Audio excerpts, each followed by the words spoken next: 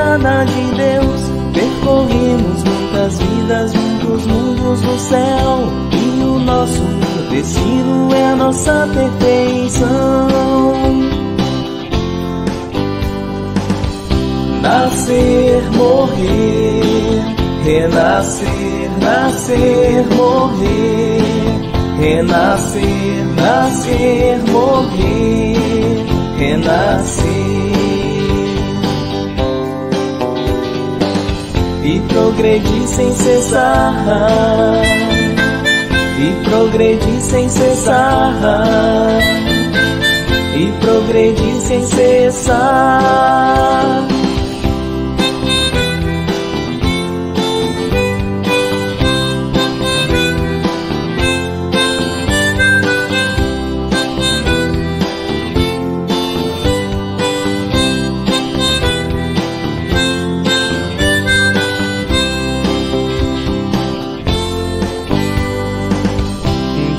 Nós seremos como os anjos do céu, e o caminho é o amor e a reencarnação. Em cada vida aprendemos mais um pouco a amar, e se erramos nossos erros temos que consertar.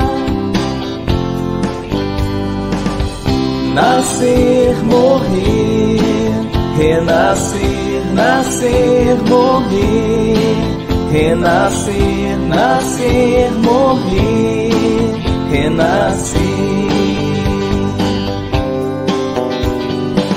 E progredir sem cessar, e progredir sem cessar, e progredir sem cessar.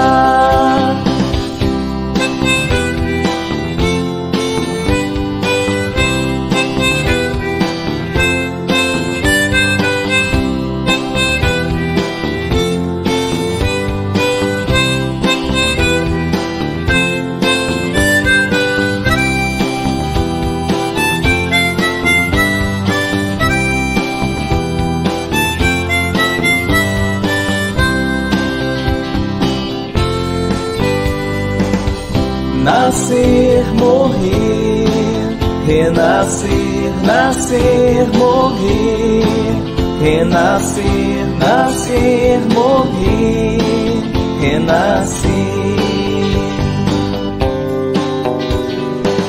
E progredir sem cessar, e progredir sem cessar, e progredir sem cessar.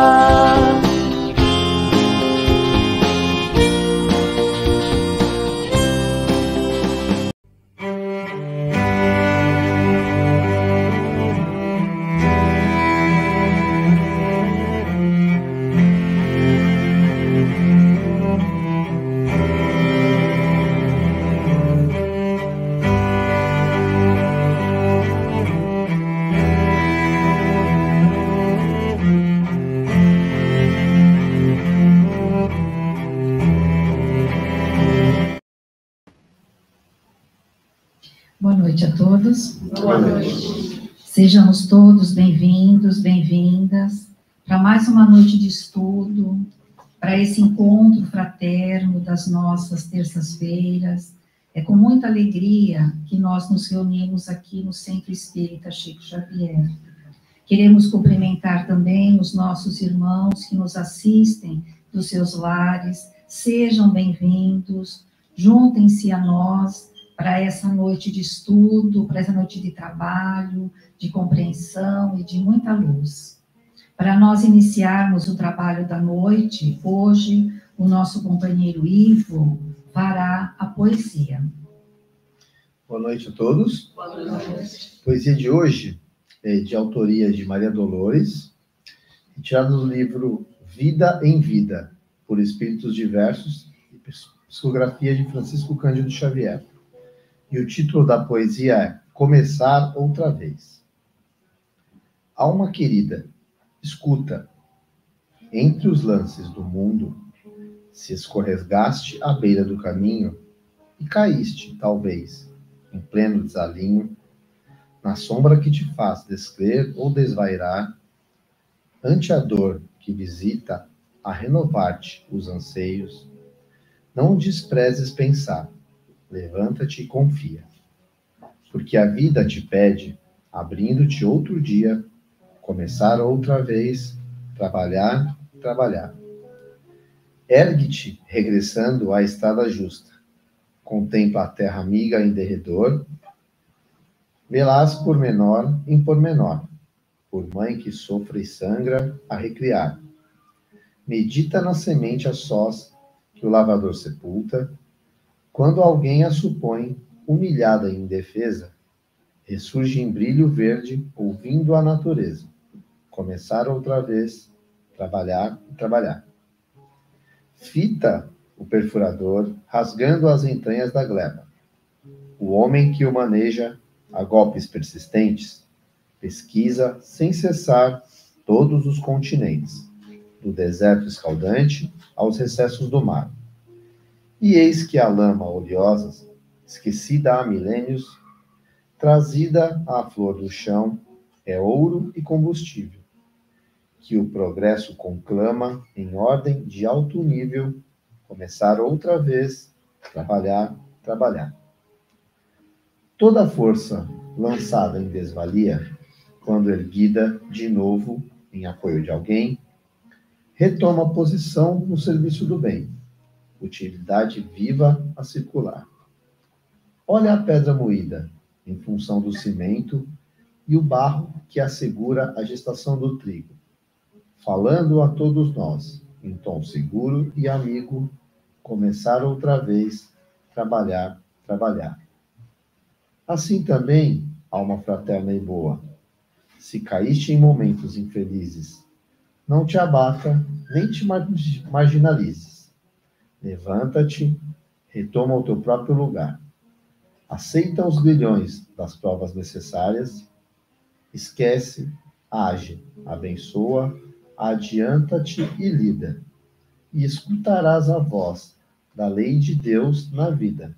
Começar outra vez, trabalhar, trabalhar. Boa palestra a todos. Obrigada, Eva. Então, agora, convido a todos, após essa linda poesia, elevarmos o nosso pensamento a Deus, nosso Pai, a Jesus, nosso Mestre querido, rogando as bênçãos, a proteção para essa noite. Que possamos, Mestre querido, compreender a lição que será nos passada nessa noite, que certamente vem de encontro ao coração de cada um de nós. Pedimos as bênçãos para todos nós que aqui estamos, encarnados e desencarnados, para aqueles nossos irmãos que nos acompanham dos seus lares pela internet, e por todos que assistirão a esse vídeo posteriormente. Que todos sejam alcançados pela sua divina misericórdia, de amor, de bondade e de justiça. Ampare-nos, Senhor, para que possamos ter uma noite de muita luz, de muita paz e de muita compreensão. Que assim seja. Então, nessa noite, nós vamos ter, né, a presença do nosso companheiro Otacílio. Ele não pôde estar presente conosco, mas por ser o mês onde nós estamos comemorando o aniversário da casa, ele fez questão de gravar conosco a palestra. Então, a partir desse momento, nós teremos o vídeo da palestra do Otacílio, nosso amigo, nosso irmão, todos já conhecem, da cidade de São Carlos, e nesse momento pode colocar o vídeo. Já está aí. Bom dia, Otacílio, tudo bem? Bom dia, Maria Amélia. É uma alegria estar aqui com você e com todas as pessoas dessa casa espírita tão trabalhadora, tão dedicada, e é sempre muito bom a gente compartilhar a amizade, que é, no fundo, a fraternidade que nós estamos já exercendo em nossas vidas. A sua amizade, Otacílio, é muito importante para cada um de nós, para a casa como um todo, para o Centro Espírita Chico Xavier, porque você faz parte já da nossa caminhada ali. Esse mês nós estamos comemorando 26 anos e devemos muito a você, as suas orientações, os seus conselhos, porque sozinho a gente não consegue fazer nada, então precisamos dos amigos, e é com imensa alegria que hoje nós estamos aqui para falar a respeito do Evangelho segundo o Espiritismo. Você vai falar o capítulo 4, né?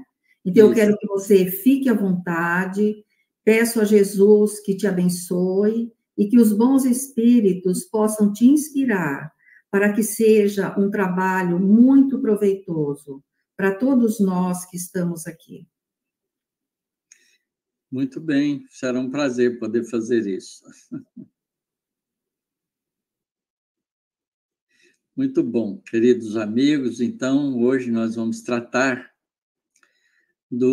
aproveitando o aniversário do Livro dos Espíritos, aniversário do Centro, do Evangelho e do Centro Chico Xavier, e vamos, então, enfocar um pouco o capítulo 4 do Evangelho segundo o Espiritismo, onde Kardec apresenta para nós o conceito da reencarnação baseado nos ensinamentos de Jesus.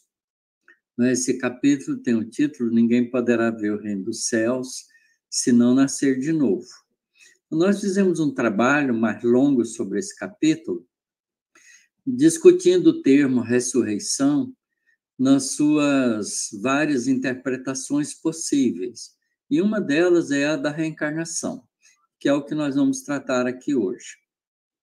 Então, vejamos bem como é que começa a gente poder entender por que Jesus, não é, usa do termo ressurreição para falar sobre a reencarnação, que claramente é um termo novo que não existia na época de Jesus, mas que era conhecido com outra nomenclatura, não é, e que era pouco entendida pela maioria das pessoas que ali conviviam com Jesus.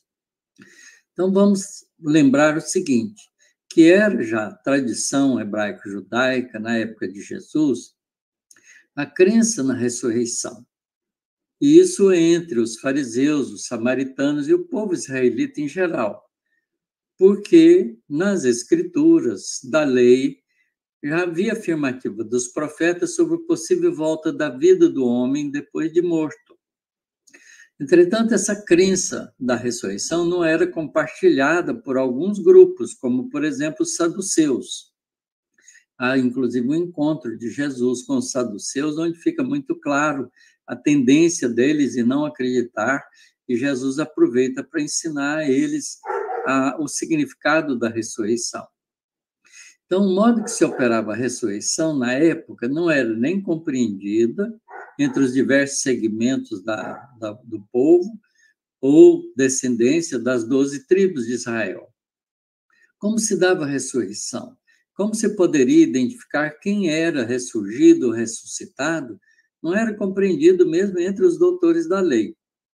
Citaremos aqui algumas referências do Velho Testamento para deixar clara a ideia da ressurreição, para depois, então, voltarmos às referências do Novo Testamento, nos ensinamentos de Jesus, para entendermos exatamente como Jesus se utiliza dessas ideias para trazer a interpretação da reencarnação como uma das possibilidades da ressurreição.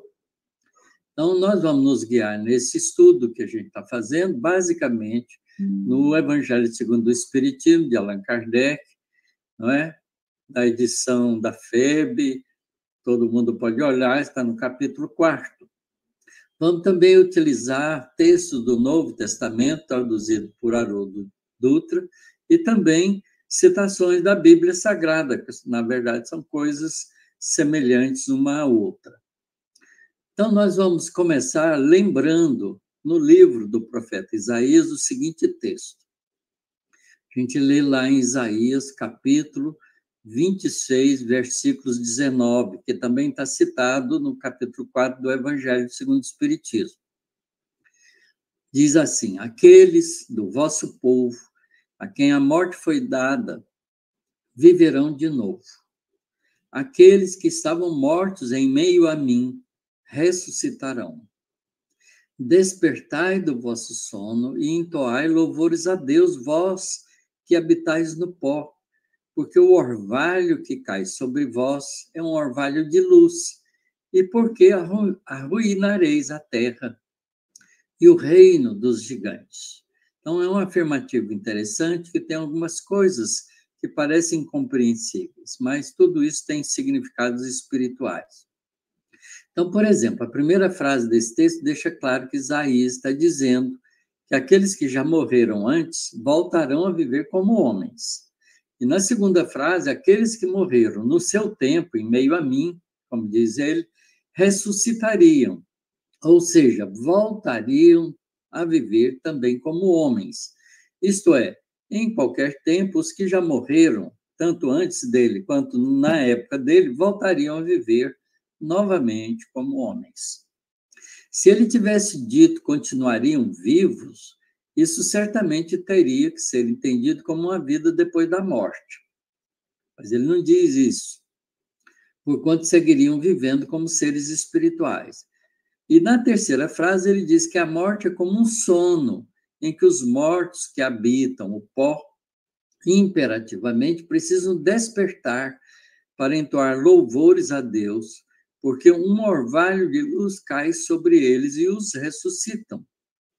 Esse orvalho de luz não é nada mais, nada menos que o amadurecimento espiritual em que o espírito se dá conta, depois que o corpo morre, que ele continua vivo e se encontra numa realidade espiritual permanente.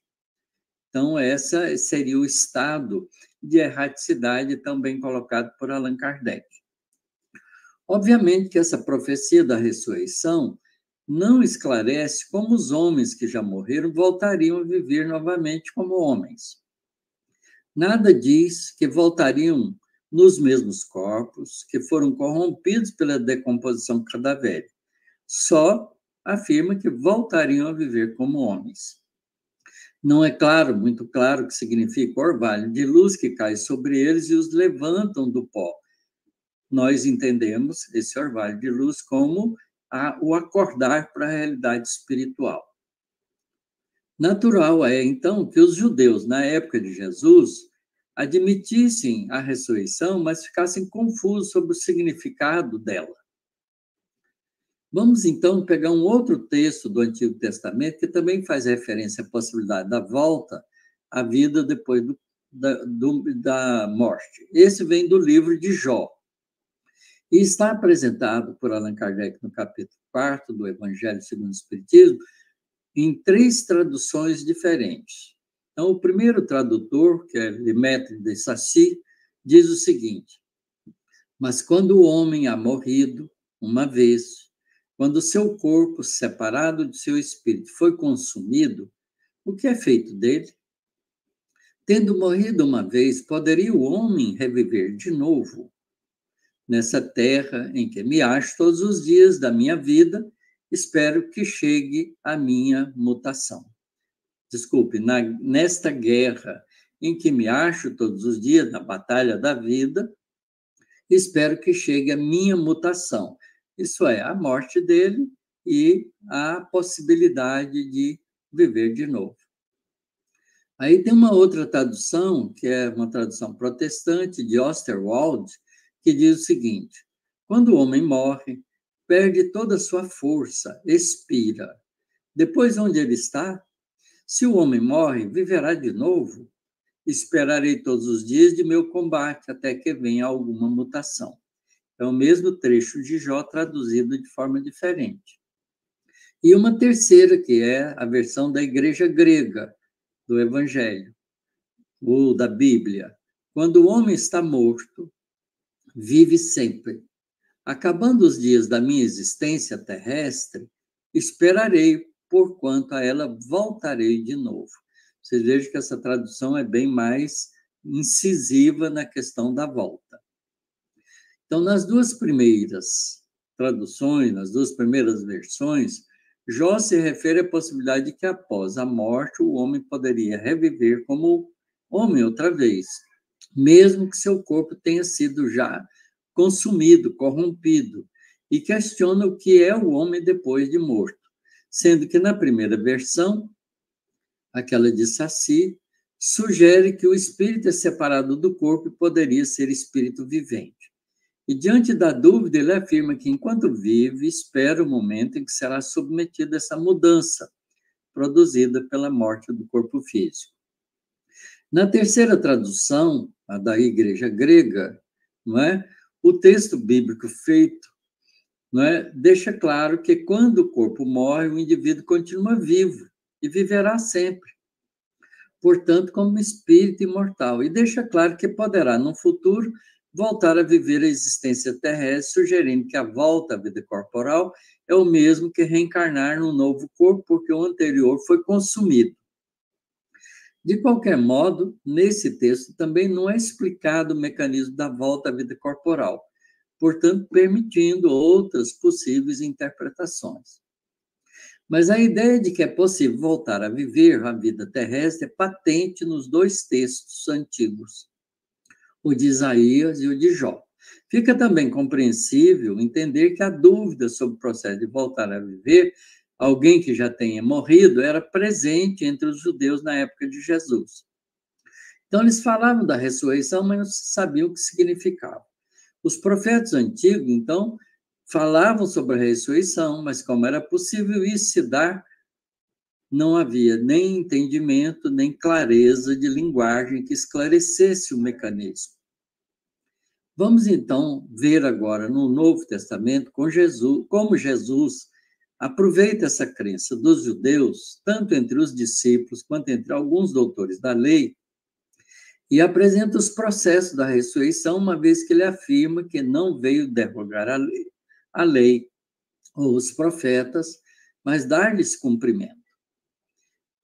Então, para iniciar nossa discussão sobre o tema, como já dissemos acima, iremos utilizar o Evangelho segundo o Espiritismo, seu capítulo intitulado Ninguém poderá ver o reino de Deus se não nascer de novo, extraindo desse capítulo as citações evangélicas que foram selecionadas por Allan Kardec. Vamos à primeira delas. Jesus, tendo vindo às cercanias de Filipe, interrogou assim seus discípulos: que dizem os homens com relação ao Filho do Homem? Quem dizem que eu sou? Eles lhe responderam: dizem uns que és João Batista, outros que é Elias, outros que é Jeremias ou algum dos profetas. Perguntou-lhe Jesus: e vós, quem dizeis que eu sou?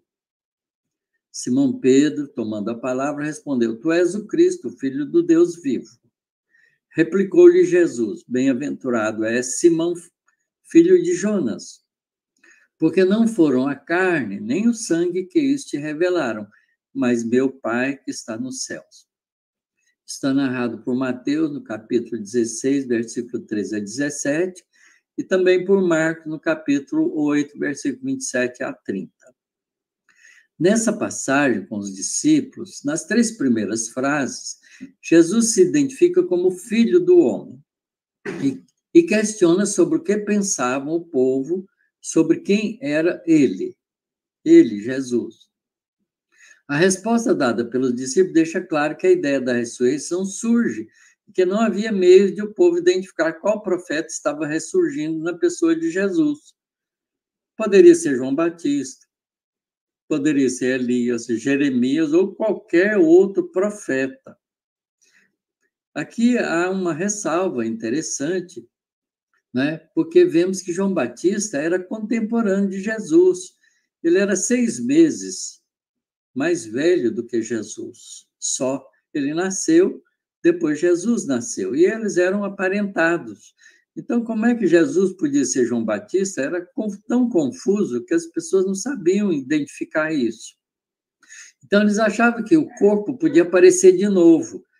Mas Jesus era diferente de João Batista. Então, era confusa a ideia, não é? Porque João Batista já tinha sido decapitado. né? Mas poderia ser Elias, que viveu 9 séculos antes de Jesus, ou qualquer dos profetas que viveram bem antes de Jesus. Faziam parte, então, daqueles que poderiam ter sido ressuscitados. Isso nos mostra que, apesar de o povo judeu acreditar na ressurreição, eles não entendiam como era o processo desse fenômeno e nem como era possível a identificação daquele que era ressurgido. Em outras palavras, alguns dos profetas poderiam viver como homens novamente, mas como isso se dava, não era de compreensão do povo. Jesus, então, dirige a pergunta aos próprios discípulos, que já tinham mais íntima convivência com o Mestre, e então Pedro toma a palavra e diz que Jesus não era nenhum dos profetas ressurgidos, mas o Filho do Deus vivo. E Jesus, então, lhe chama de bem-aventurado por ter percebido que ele era não identificando nem pela carne, nem pelo sangue, isto é, não pelo corpo, mas por uma revelação divina. Pedro, então, teve uma percepção espiritual de quem era Jesus. Essa passagem é importante para nos revelar a dificuldade de compreensão que os homens judaicos, que cultivavam a tradição hebraica judaica, tinham no entendimento da ressurreição.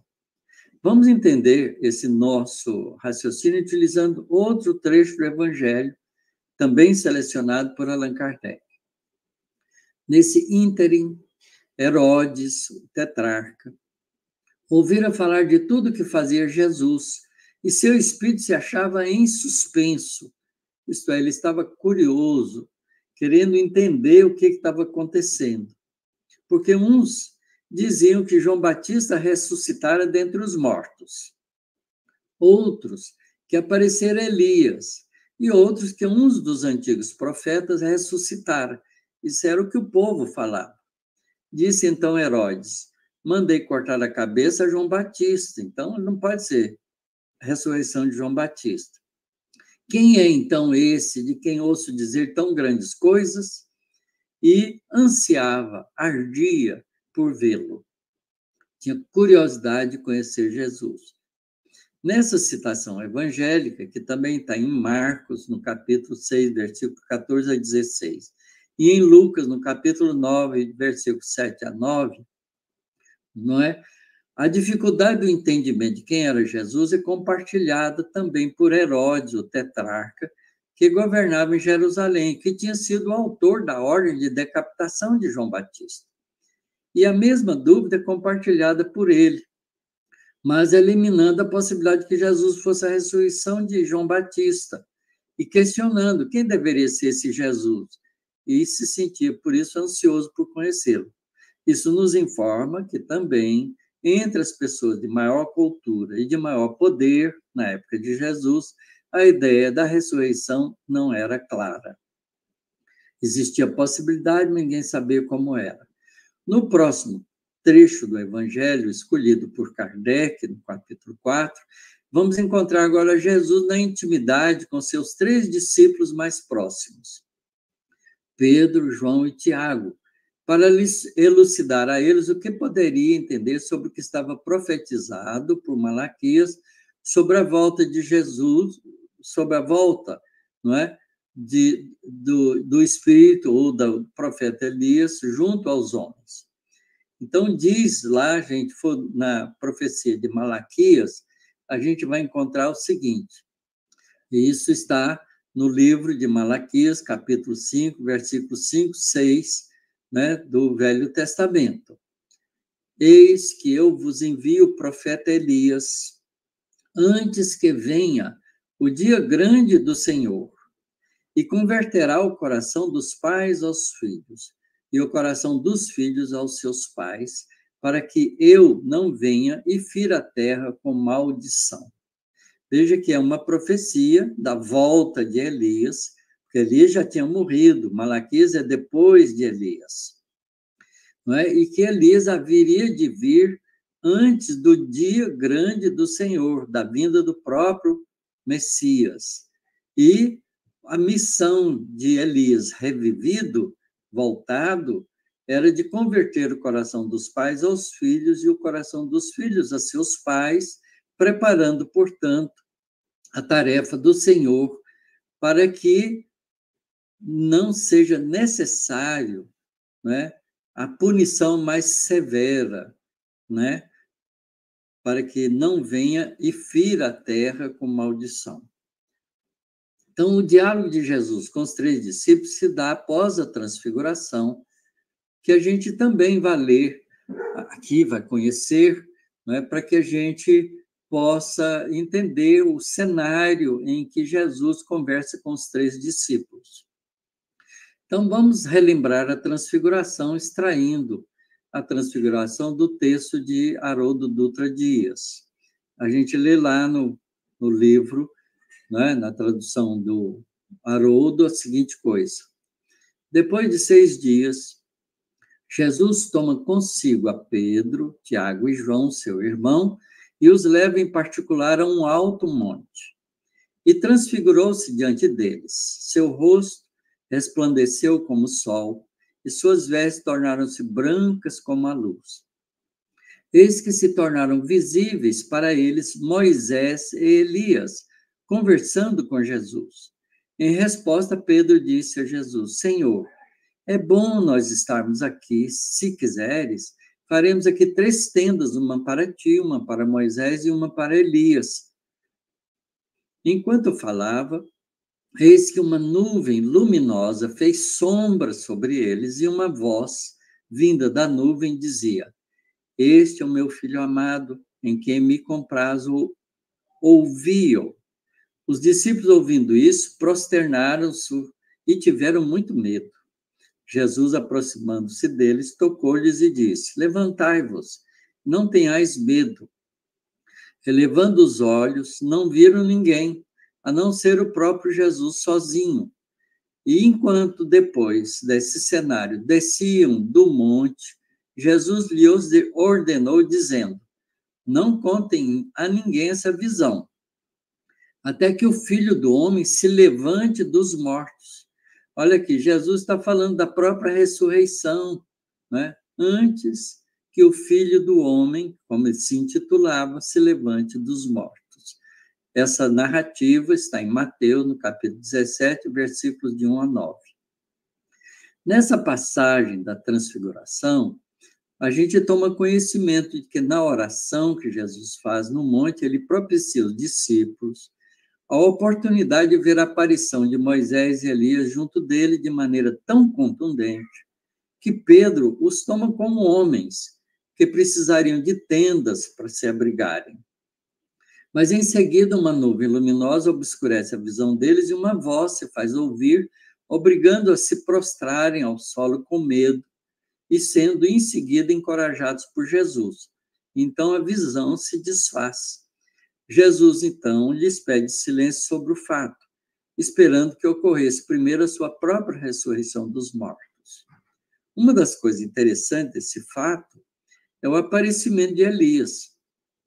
E isso faz os discípulos lembrarem da profecia de Malaquias sobre o seu retorno, porque ele teria que vir primeiro que o Senhor, reforçado pela solicitação de Jesus sobre o silêncio até a sua própria ressurreição dos mortos.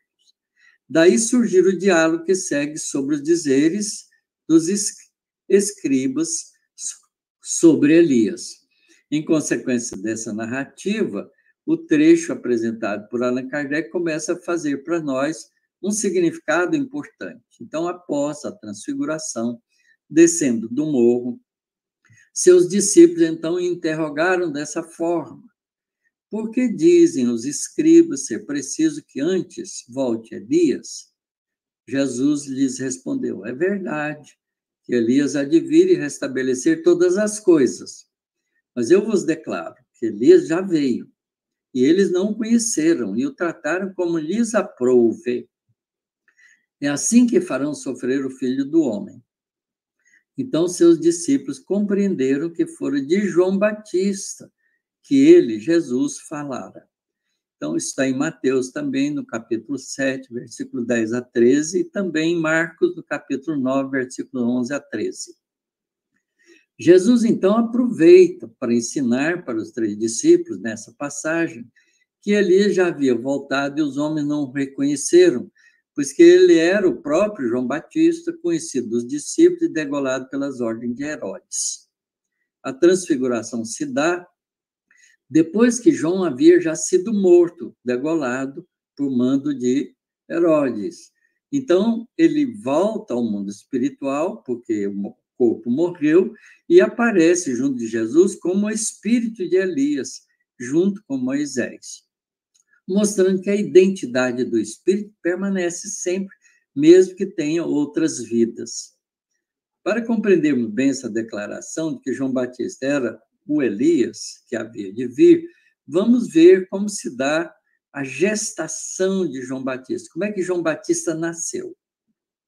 Então, a gente vai lá no Novo Testamento, também tem a descrição da passagem da gestação e nascimento de João Batista. Começa assim: nos tempos de Herodes, rei da Judéia, houve um sacerdote chamado Zacarias, do turno de Abias, filho, descendência de Abias, e sua mulher, descendente de Arão, que se chamava Elizabeth, na tradução do Haroldo, ou Isabel, na tradução das outras Bíblias. Ambos eram justos perante Deus e, de modo irrepreensível, observavam os preceitos e mandamentos do Senhor. Zacarias e Isabel, ou Elizabeth, eram pessoas que cumpriam as regras da Torá, dos hábitos religiosos do povo judeu. Não tinham filhos, porque Elizabeth era estéril e ambos de idade avançada. E aconteceu que, enquanto exercia o ofício de sacerdote perante Deus, na ordem do seu turno, foi sorteado, segundo o costume sacerdotal, para queimar a oferta do incenso ao entrar no santuário do Senhor. A assembleia do povo, na hora da oferta do incenso, aguardava do lado de fora. O povo estava esperando abrir o templo, enquanto Zacarias preparava o templo com os incensos que eram necessários, que era da tradição daquele povo. Apareceu-lhe, então, um anjo do Senhor de pé à direita do altar do incenso. Vendo-o, Zacarias perturbou-se, caiu de temor sobre ele e disse-lhe, porém, o anjo: Zacarias, não temas, porque a tua súplica foi ouvida. E Elizabeth, a Isabel, tua mulher, te gerará um filho, a quem darás o nome de João. Terás alegria e regozijo, muitos também se alegrarão pelo nascimento dele, pois ele será grande diante do Senhor, não beberá vinho nem bebida embriagante, e estará cheio do Espírito Santo ainda no ventre de sua mãe. Fará retornar muito dos filhos de Israel ao Senhor, o Deus deles, e irá adiante dele no espírito do poder de Elias, para fazer retornar os corações dos pais aos filhos e os desobedientes à prudência dos justos, para preparar ao Senhor um povo preparado. Vocês vejam que isso é a narrativa semelhante de Malaquias. Disse Zacarias, então, ao anjo: como posso ter certeza disso? Pois estou velho e minha mulher é de idade avançada. Como ela vai ter um filho? Respondeu-lhe o anjo: eu sou Gabriel, o que permanece diante de Deus, e fui enviado para falar-te bem, como para anunciar-te estas coisas. Essa narrativa está em Lucas, no capítulo 1, versículos de 1 a 19. Então, a gente vê nessa narrativa do evangelista Lucas, não é, que fica claro que o Gabriel, o anjo Gabriel, foi enviado a Zacarias para dizer que João Batista nasceria antes do Senhor e iria no espírito e poder de Elias, e confirma a profecia, portanto, de Malaquias. Nesse caso, fica dito por Jesus ao discípulo que a ressurreição do homem que morreu se dá através da geração de um novo corpo, através da mãe, para que o espírito volte a viver entre os homens, como um espírito reencarnado, que volta à vida corporal, mas num novo corpo. Então, essa é a clara ideia da reencarnação, como nós entendemos na doutrina espírita.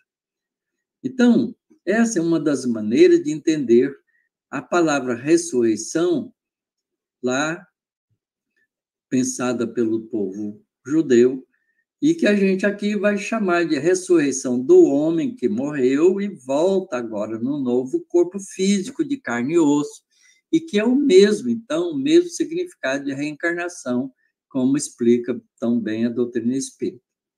Para confirmar isso, Jesus volta a falar de João Batista, agora com mais clareza, num outro texto narrado por Mateus, que também está escrito no capítulo 4 do Evangelho, segundo o Espiritismo. E é uma frase também muito curiosa, que a gente tem que parar para pensar direito. Está escrito assim, é Mateus, capítulo 11, versículo de 12 a 15. Ora, desde o tempo de João Batista até o presente, o reino dos céus é tomado pela violência, e são os violentos que arrebatam. Pois que assim o profetizaram todos os profetas até João, e também a lei. Olha, que frase que ficou confusa, porque, ora, desde o tempo de João Batista, mas João Batista era contemporâneo de Jesus, até o presente, ele está falando de João Batista até o presente, então é estranho essa frase, né?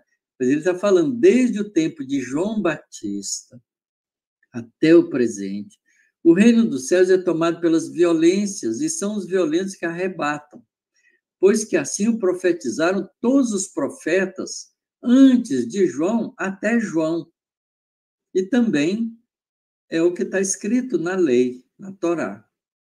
Se quiserdes compreender o que vos digo aqui, ele mesmo, João, é o Elias que há de vir. Ouça aquele que tiver ouvido de ouvir. Ora, essa frase parece confusa, mas ela fica claro quando Jesus diz que ele mesmo é o Elias que há de vir. Então, a gente poderia ler o texto novamente de outra forma, não é? Porque essa primeira frase, lida isoladamente, parece confusa, porque João Batista era contemporâneo de Jesus, e Jesus está falando do presente, a época dele mesmo, Jesus. Mas na segunda frase ele diz que assim profetizaram todos os profetas antes de João, inclusive Elias, claro, todos os profetas incluem Elias, até João. E também todas as escrituras que representavam a lei. Então, essa frase faz sentido em si mesma, desde que, não é, a gente entenda com a seguinte frase de Jesus, que ele mesmo, o João, é o Elias que há de vir. Então, dessa maneira, compreendendo isso, com essa explicação de Jesus, a gente pode ler a primeira frase assim, ora, desde o tempo de Elias, que agora estava reencarnado como João, até o presente, o reino dos céus é tomado pela violência. Então, por quê? Porque Elias era o mesmo espírito agora, voltado a viver como homem na pessoa de João Batista. E como já sabemos que João Batista era nascido de Isabel e Zacarias, então Elias, espírito, volta à vida corporal num novo corpo como João Batista. Então, esse processo cria dificuldade de identificação daquele que está sendo ressurgido, porque o corpo usado antes morreu e nada tem a ver com o novo corpo, que é filho de pais diferentes. Não é? E num futuro, porque imagine, Elias viveu 9 séculos antes de Jesus, portanto, 900 anos antes de Jesus. O seu corpo de Elias já estava absolutamente tornado poeira. Né? Então, era preciso formar um novo corpo. Então, esse novo corpo é formado através de Isabel e Zacarias, e que recebe o nome de João Batista. Podemos, então, claramente entender que essa ressurreição é o mesmo que reencarnação.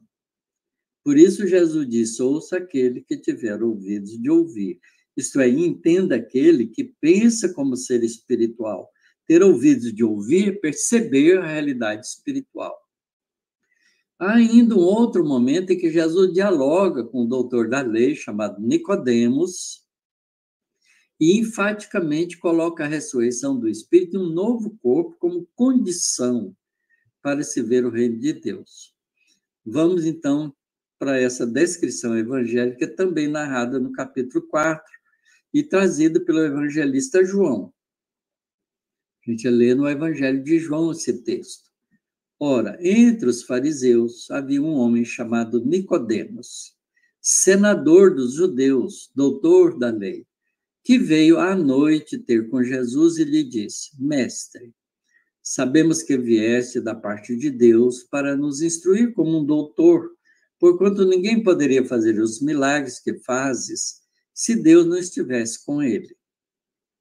Jesus lhe respondeu: em verdade, digo-te, ninguém pode ver o reino de Deus se não nascer de novo.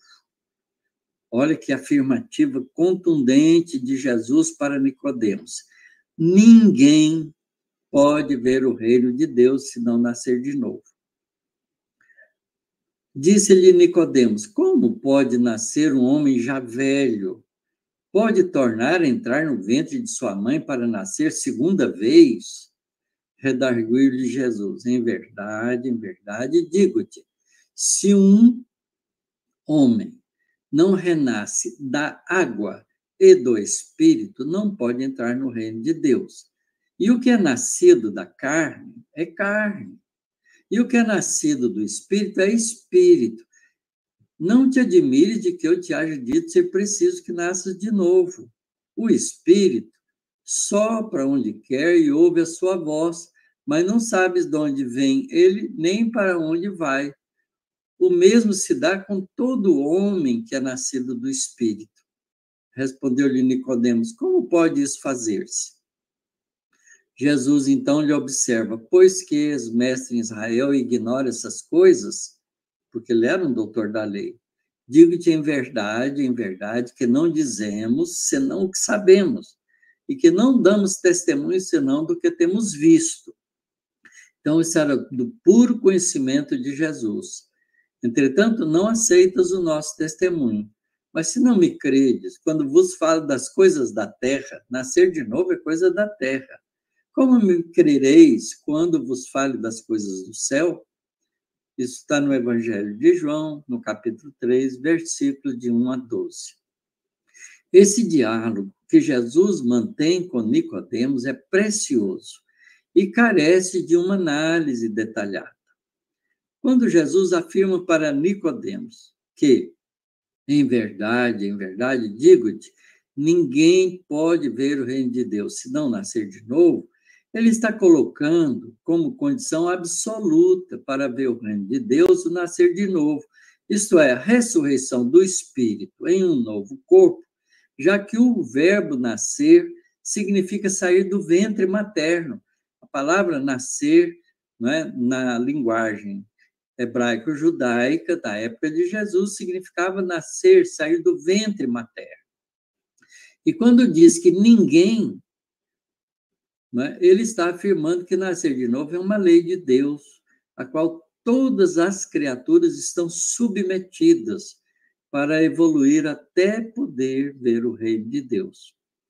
Mas a surpresa de Nicodemos em achar que teria de entrar no ventre materno para nascer de novo, sendo ele já um homem velho, parece um absurdo, deixando claro que nem os doutores da lei faziam ideia de como se processava a ressurreição do homem.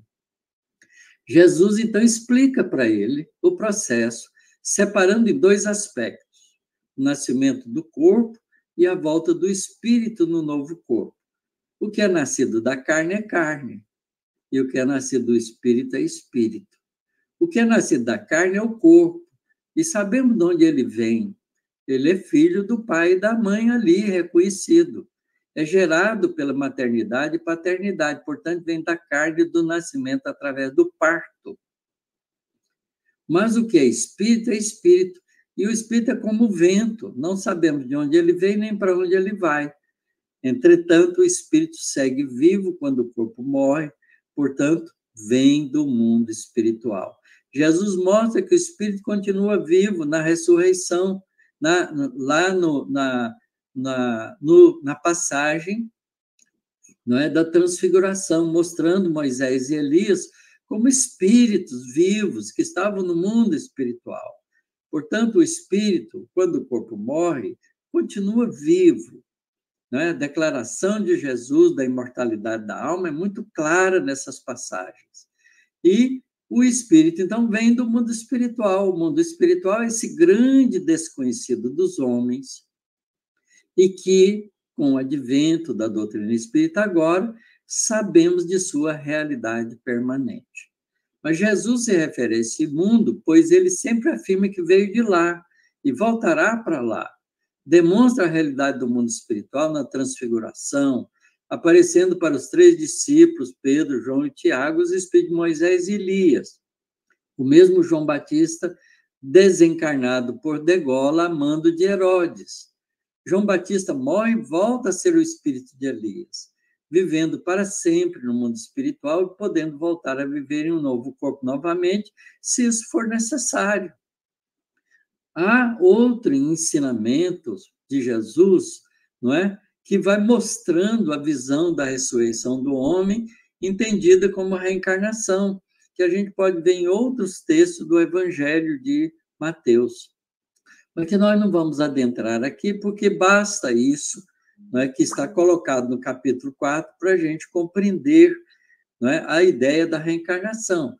Mas a gente pode ainda, mesmo assim, en passant, falar um pouquinho sobre isso, porque temos ainda algum tempinho, e vale a pena a gente lembrar que Jesus se refere à volta do espírito à vida corporal em outras passagens de seus ensinamentos, que é exatamente essa aqui que está narrada no Evangelho de Mateus, no capítulo 18, versículos de 6 a 9, que fala, quando Jesus fala sobre o escândalo.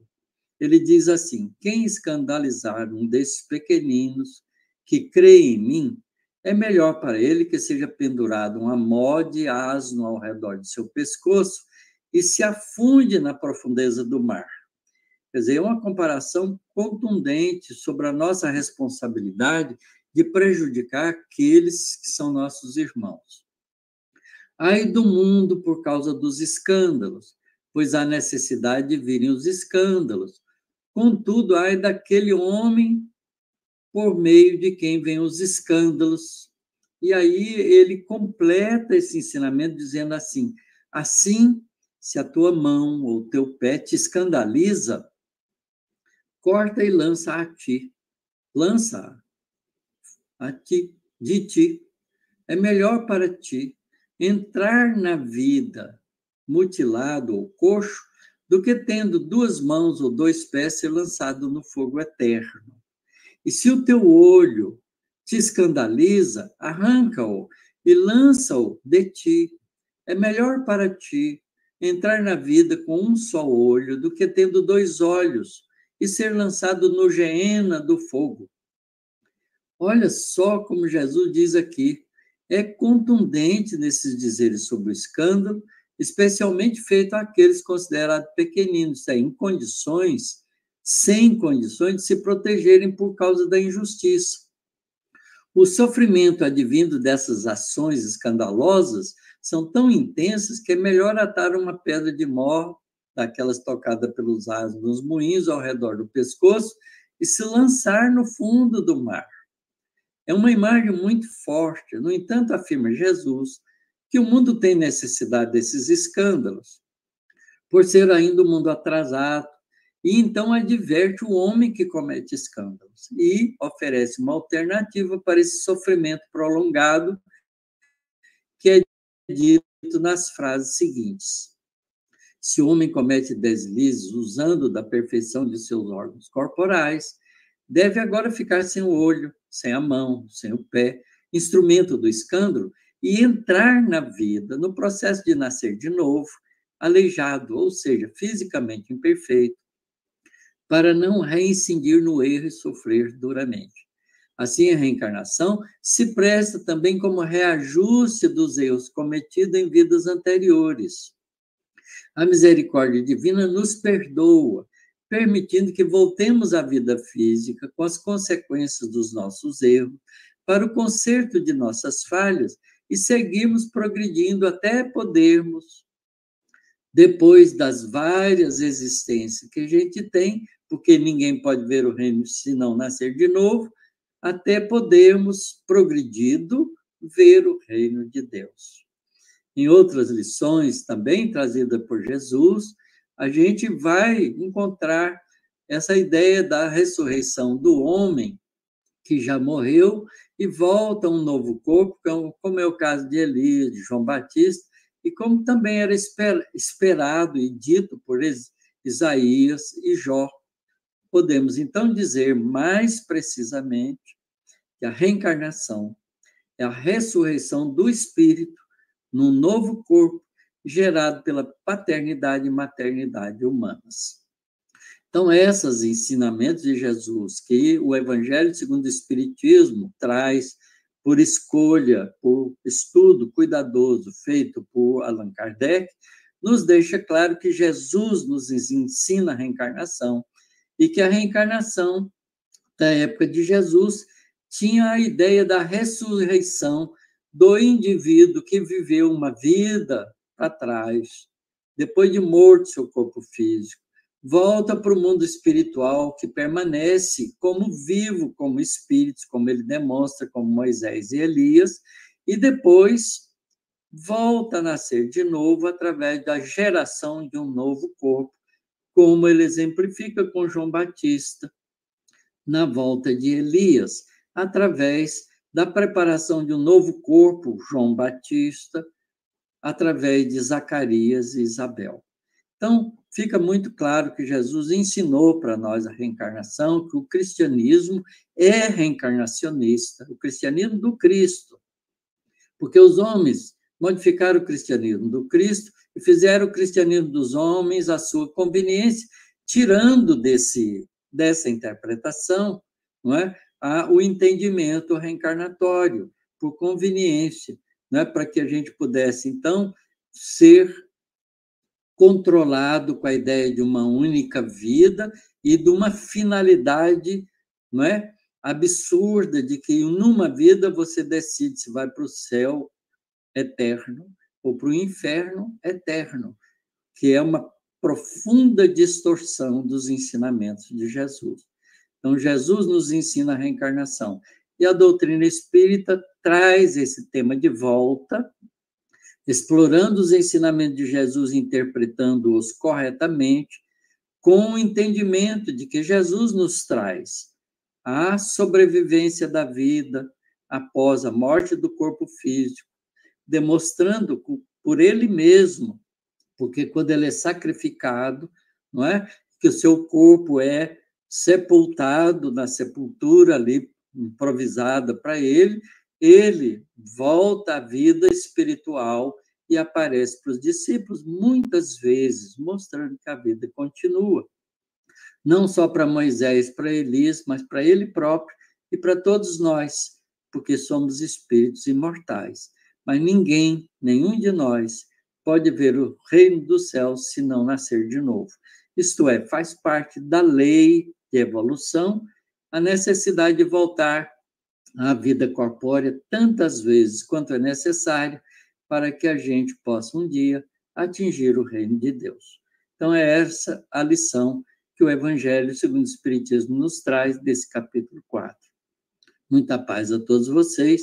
Estou muito feliz de poder trazer esses raciocínios, esse pensamento, para que todos nós possamos nos convencer definitivamente de que Jesus é autor dos ensinamentos da reencarnação para todos nós, com outro nome, de ressurreição do indivíduo após a morte do seu corpo físico, numa vida posterior, através da formação de um novo corpo para ele.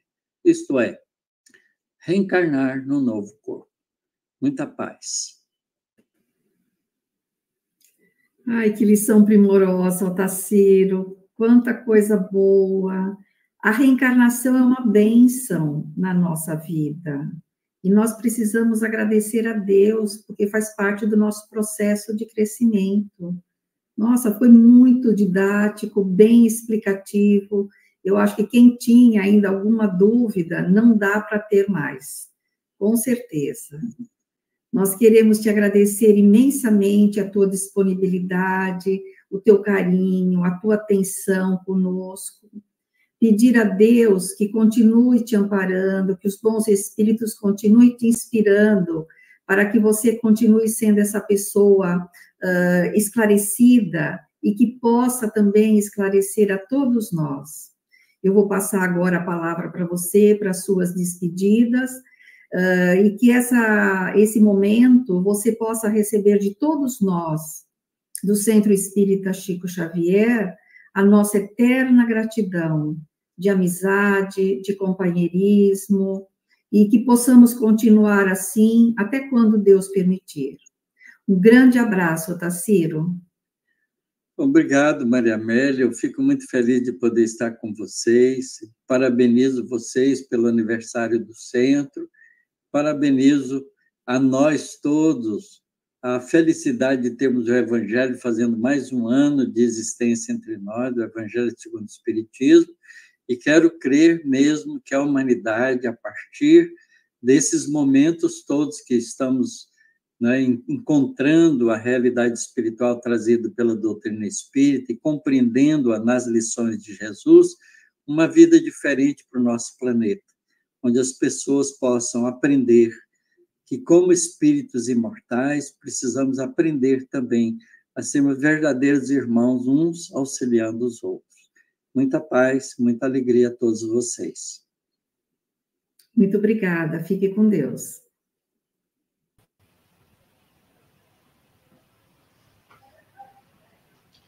E assim, então, nós estamos encerrando o trabalho dessa noite, agradecendo a presença de todos vocês aqui, essa noite memorável de tantos ensinamentos, tanto aprendizado. Agradecemos também os nossos irmãos que nos acompanham dos seus lares. Muito obrigada pelas mensagens, muito obrigada pelo carinho. É muito gostoso saber que nós temos vocês aí do outro lado. E nós queremos convidá-los a todos para a próxima semana, será o encerramento do mês, onde nós teremos a apresentação da Camerata Mansione aqui. Será uma noite de muita música, de muita alegria, de elevação da alma. Então, fica o convite para a nossa próxima terça-feira. Irmãos, que nós tenhamos uma semana de trabalho, de reflexão sobre a lição dessa noite, e que possamos, na próxima terça-feira, estarmos novamente reunidos aqui em nome de Jesus. Para encerrar a nossa tarefa, a Eliana fará a prece final. Que possamos então, irmãos, quem puder se sentir à vontade, possa cerrar os olhos, se deixando se envolver por essa paz tão acolhedora, com sentimento de muita gratidão a Deus nosso Pai, a Jesus nosso irmão maior, mestre de todos os dias, e a espiritualidade amiga que aqui, nos lares dos nossos irmãos que estão assistindo, se faz presença, envolvendo cada coraçãozinho presente, auxiliando, doando as melhores energias de refazimento, de fortalecimento na fé, na coragem. Gratidão por tantos ensinamentos que o nosso amigo Otacílio nos trouxe com tanto carinho. Tanto trabalho que ele nos trouxe aqui e que nos traz material para muitas reflexões da nossa responsabilidade diante da vida, da reencarnação, oportunidade bendita do nosso melhoramento. Pedindo, Mestre, que através dos seus emissários de luz, que possa proteger a nossa semana, ampará-la. Que ela seja, sim, de muito esforço, trabalho, mas também de muitas realizações. Que possamos, cada um de nós, visualizar o nosso lar e pedindo a Jesus que a sua luz de amor ali possa chegar, invadindo todo o nosso lar com luz de paz, harmonia, proteção e amparo. Que leve aos nossos lares de volta, Mestre, com seu olhar de carinho e de proteção. Que a doce paz do Mestre Jesus permaneça sempre nos nossos corações. Que assim seja.